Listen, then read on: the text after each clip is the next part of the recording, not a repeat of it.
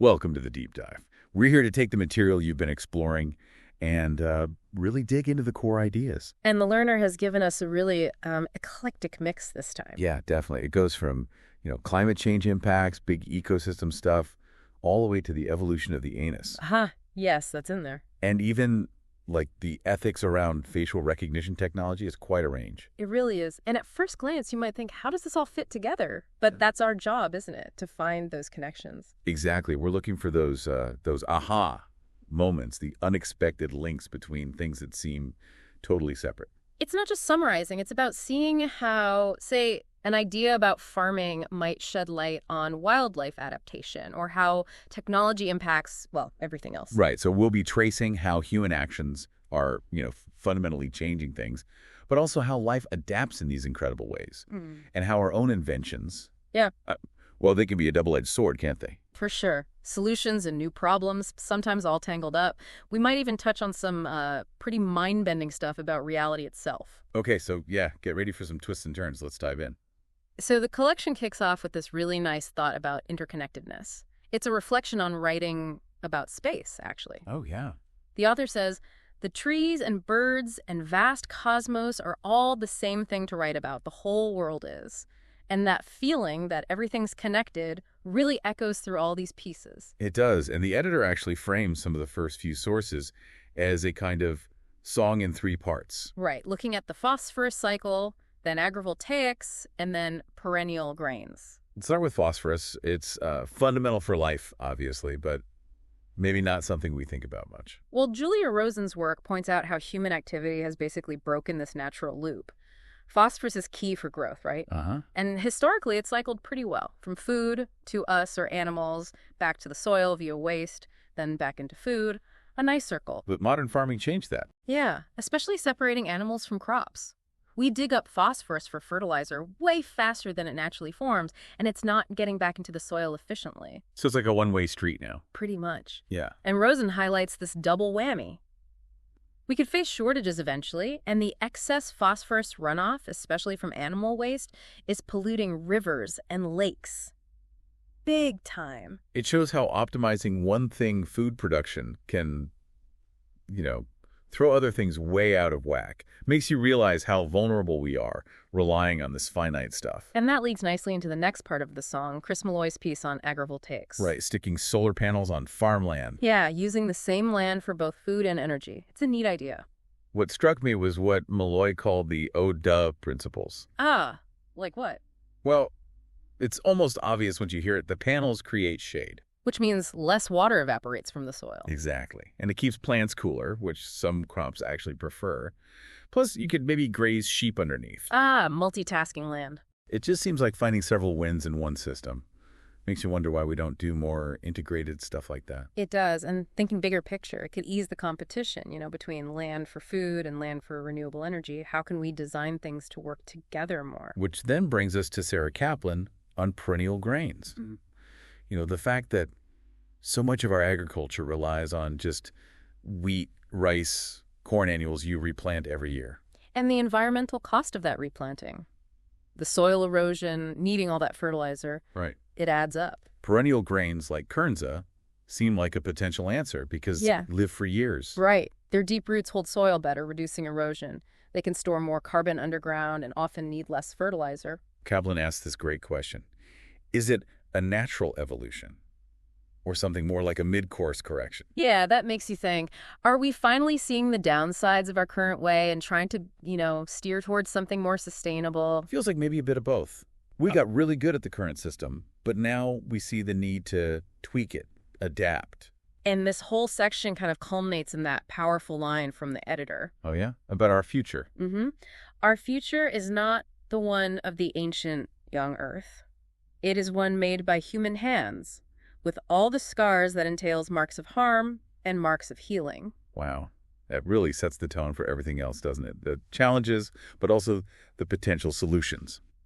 Okay, so from those big ecosystem ideas, we shift to adaptation, how life, including us, responds to change, and some amazing animal adaptations first. The giraffe. I was blown away by Christian Auger's research on how they handle that crazy long neck. The blood pressure, right? Yeah. How do they not get swollen legs? or faint when they lift their head after drinking. It's incredible. Apparently blood pools in special veins in their neck, acting like a reservoir. It's like this built-in, perfect engineering solution. It makes you really appreciate how evolution tailors creatures to their, well, specific challenges. Absolutely. Natural selection shaping these very specific physiological tricks. It's fascinating. And speaking of evolutionary tricks, Huh.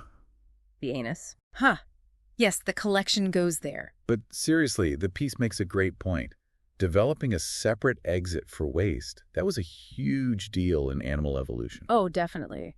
It meant much more efficient food processing and energy extraction, separating eating from, well, the other end. Allowed animals to get bigger, more complex, probably. Likely played a big role. And the whole debate about how it first evolved, the single opening theory versus others, just shows how complicated these evolutionary paths are. As Armida Monapsida said, there was a lot of evolutionary freedom to play around with that part of the body plan. It's a good reminder that even basic functions have this long, weird history, a major upgrade. Totally. And then we get slime molds, Lacey M. Johnson's piece on them. This really challenges our whole human-centric view of intelligence. It really does. These things, Linnaeus thought they were fungi, Right.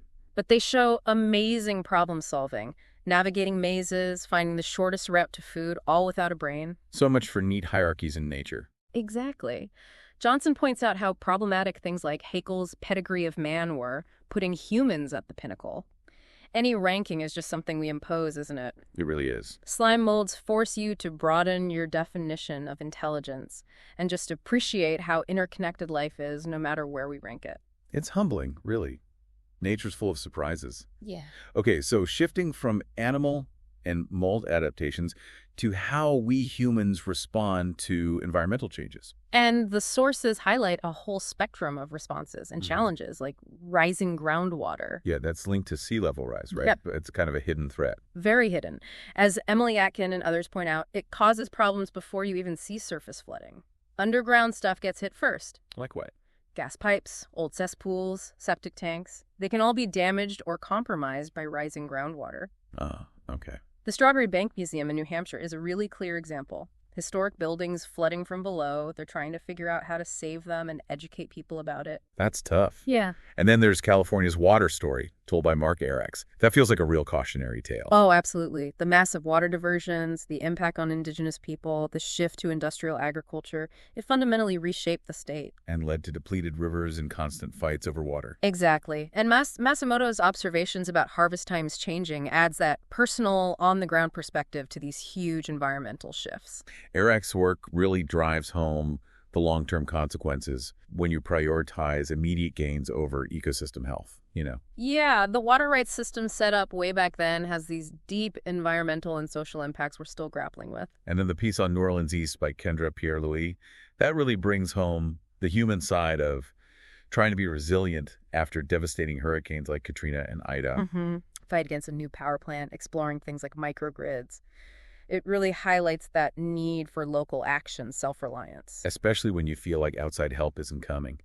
To Wolf's quote, "Nobody cares about us but us," is just, wow, powerful. It speaks volumes about environmental justice, doesn't it? Often the most vulnerable communities bear the brunt, and they're the ones leading the charge for solutions from the ground up. We can learn a lot from that. Definitely. And lastly, in this section, the idea of using beavers as, what was it, firefighters who work for free? Huh. Yeah, Lucy Sheriff's piece. The Tulip Tribe and others are reintroducing them, mainly for salmon habitat. But it might help with wildfires, too. Seems like it. Research shows beaver dams keep landscapes wetter, greener. They act like natural fire breaks. That's brilliant. Working with nature instead of just trying to control it. Exactly. Restoring natural processes can have all these ripple benefits. Biodiversity, fire mitigation, they can go hand in hand. So adaptation isn't just slow evolution. It's also about communities innovating right now. Right. But human innovation, as the next theme explores, isn't always straightforward. It comes with promise, but also peril. Okay, theme 3. The double-edged sword of human ingenuity. Starting with wildlife tracking tech, like the iCreuse project Jane C. Hu writes about. This stuff is amazing, tracking animals globally, getting data on their physiology, local climate. It's revolutionizing how we understand migration. He calls it a golden age of wildlife telemetry. And it feels like it. We're challenging old assumptions, getting incredible insights. Yeah, there's always a but. Well, yeah, Data privacy, potential misuse of this information, those are things to consider too. Which leads nicely, or perhaps worryingly, to the discussion on carbon offsets, specifically California's forest program, which Lisa Song and James Temple investigated. Right. The goal is good store carbon in forests, but their investigation found potential flaws, this issue of ghost credits. Ghost credits. Yeah, credits awarded that didn't necessarily represent real additional carbon storage.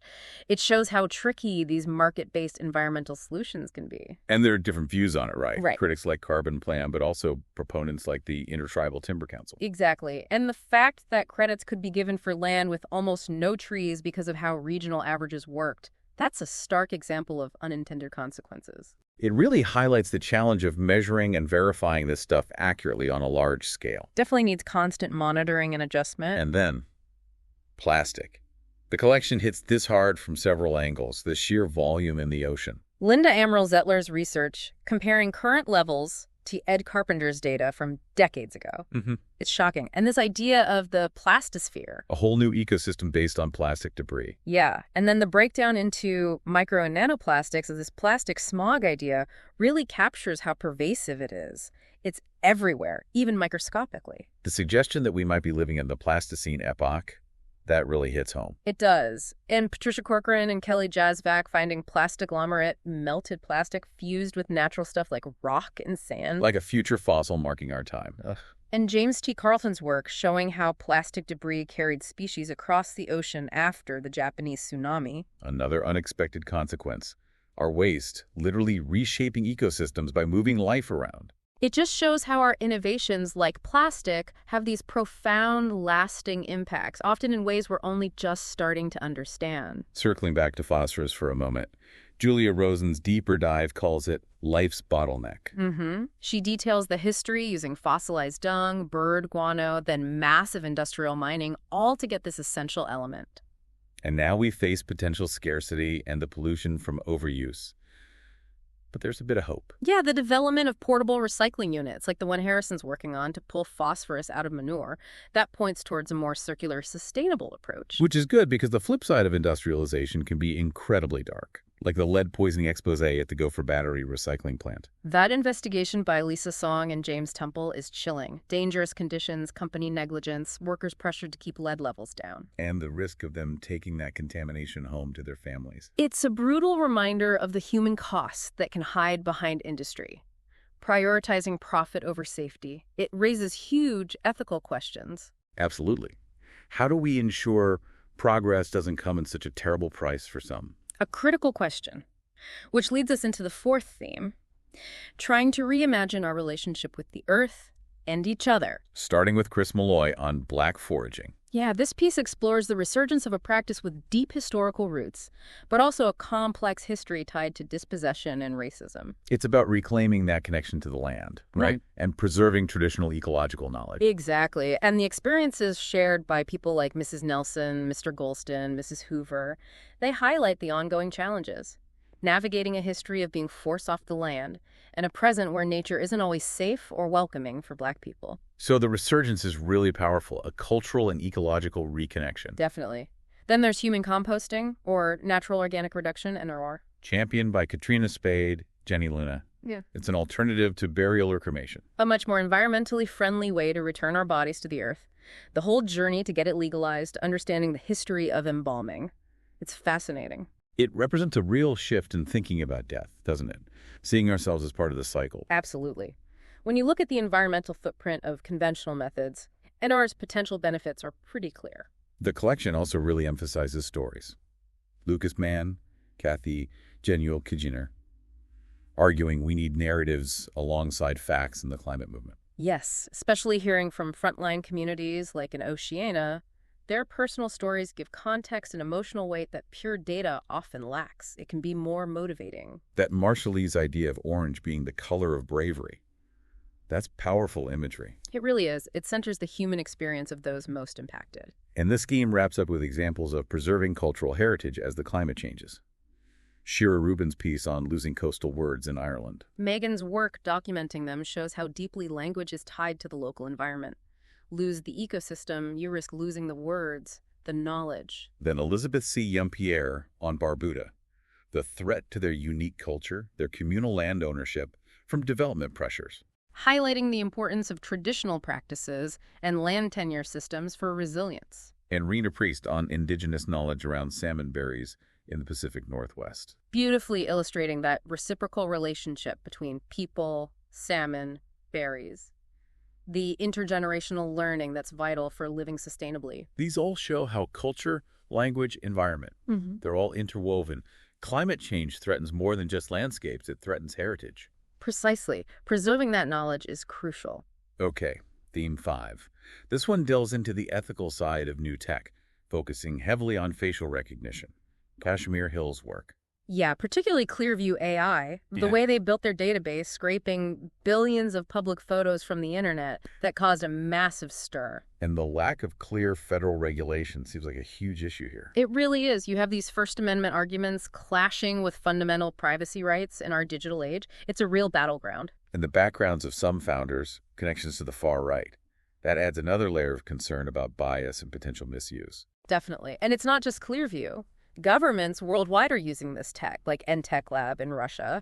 The potential for tracking citizens, controlling populations, it's significant. It feels like it's becoming normalized so quickly. Yeah. Where do we draw the line between security and, well, constant surveillance? That's the core debate. It's a powerful tool, potential for good, potential for harm. Without clear ethical lines and laws, the risk of eroding privacy is very real. This theme also briefly touches on quantum mechanics. Seems like a jump. Justine Kalma's piece, yeah. It's brief, but it introduces ideas like the role of observation affecting reality, maybe parallel universes. How does that connect? Maybe it's a prompt, a reminder that our understanding of reality, even physical reality, is still evolving. Perhaps it suggests intellectual humility that in complex systems, whether quantum physics or societal tech impacts, our grasp might be incomplete. We need to stay open. Interesting way to frame it. Okay, final theme. Pathways to a more sustainable future. We revisit some ideas here. Right, like agrivoltaics again.